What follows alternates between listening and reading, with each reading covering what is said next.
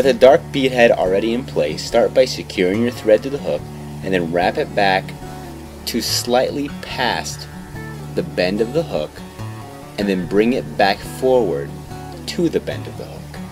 And now it's time to add the tail. The tail is going to be made out of brown goose biots.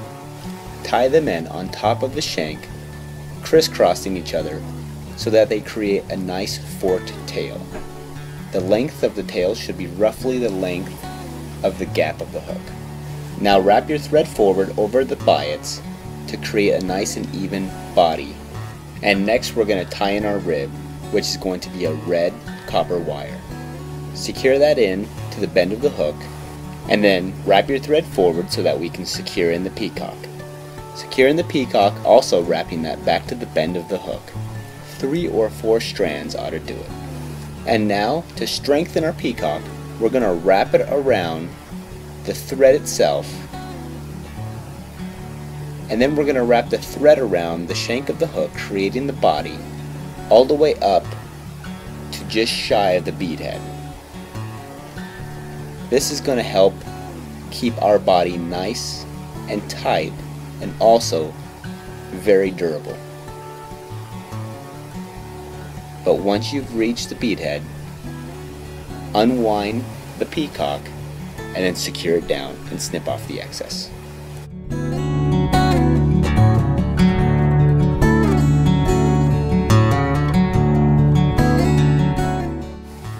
And now it's time to bring the red wire forward, creating the rib of your fly.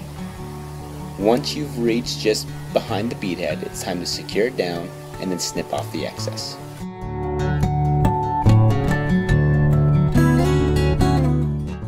The legs of your prince nymph will be made out of a neck hackle.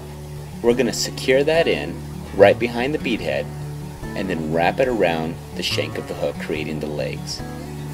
Wrap it around about 2 times and then secure down the hackle and snip off the excess.